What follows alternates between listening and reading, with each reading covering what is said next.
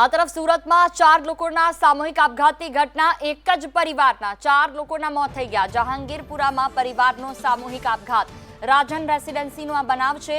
Surat police હાલ ઘટના સ્થળે પહોંચી છે।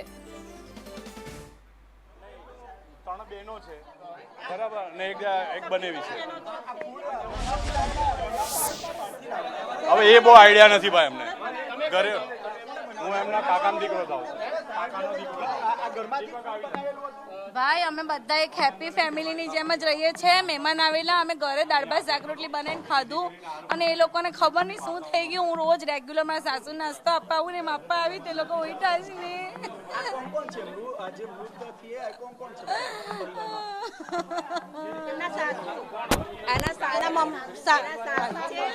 સાસુના બહેનો રહેવા આવેલા તે છે અને અમારા સૌરાષ્ટ્રથી 4 મહેમાન આવેલા ને એને પણ એ જ ખાધું, એ પહોંચી ગયા।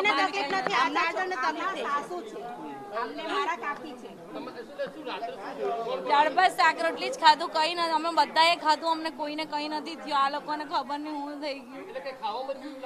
હા, કઈ ખાધા પછી રસ પર દૂધ પીધું હોય આ તે, એટલે કદાચ એવું તો એને બી નહીં ખબર પડે ને ભાઈ। દાળ ભાત શાક રોટલી જ ને રસ।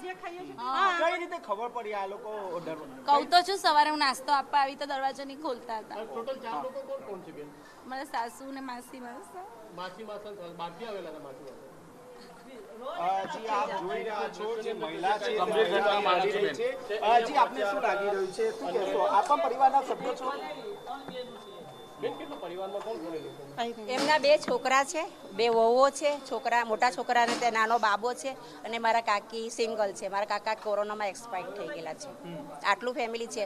મોટા છોકરો ને વહુ નીચે પહેલા માળે રહે છે, નાનો છોકરો અને કાકી ને બધા સાથે અહીંયા રહે છે।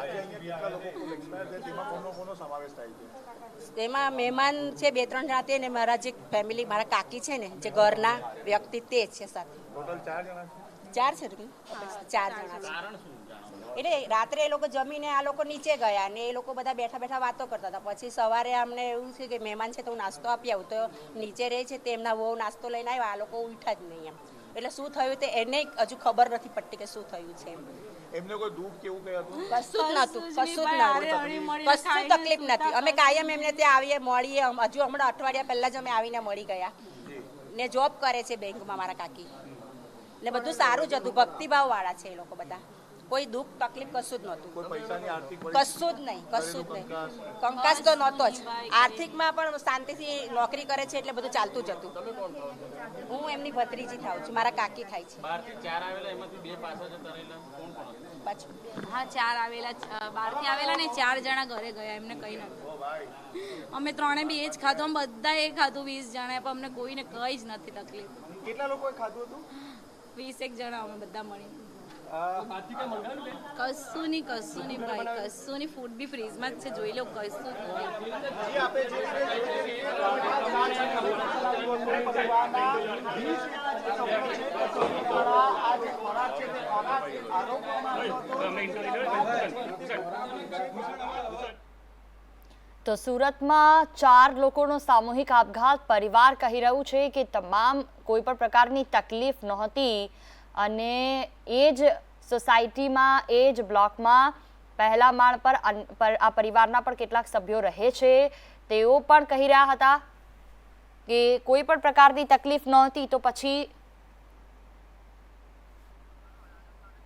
મારા સાસુ ને તેમના બહેનો તેમના ઘરમાં જતા પરિવારજનો તરફથી જે નિવેદન સામે આવ્યા। આઝમ સાલે સંવાદદાતા ત્યાં હાજર છે, તેમની સાથે સીધી વાતચીત કરીશું। જી આઝમ, કેવી રીતે આ આખી ઘટના ઘટી ગઈ? જે રાત્રે જમ્યા હતા તેના ઉપર શંકા કરવામાં આવી રહી છે, બીજી તરફ અન્ય જે લોકોએ ખાધું હતું તેમને તો કંઈ નથી થયું, તો શું આ આત્મહત્યા છે કે શું?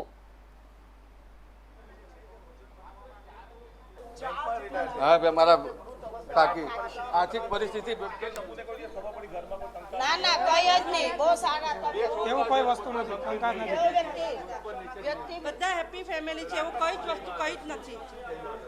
દાળ ભાત શાક રોટલી જ રેગ્યુલર જમેલા છે, બીજું કશું નહીં, કઈ જ નહીં। પરંતુ ખુદ પરિવારના સભ્યો જણાવી રહ્યા છે કે એમને કોઈ તકલીફ ના હતી, આર્થિક પરિસ્થિતિનો કોઈ સવાલ જ ના હતો, તો પછી શું થયું છે મોટો સવાલ છે। જી બિલકુલ આઝમ, અપડેટ માટે આપણી પાસે પાછા ફરીશું। જાણકારી બદલ આભાર। તો આ 4 લોકોના મોત કેવી રીતે થયા હજુ પણ એક રહસ્ય, કેમ કે કોઈ પણ પ્રકારની તેમને દુઃખ ન હતું। તો આત્મહત્યા કરવાનો તો સવાલ જ નથી આવતો. પોસ્ટમોર્ટમ રિપોર્ટ બાદ આખો મામલો હવે સામે આવશે.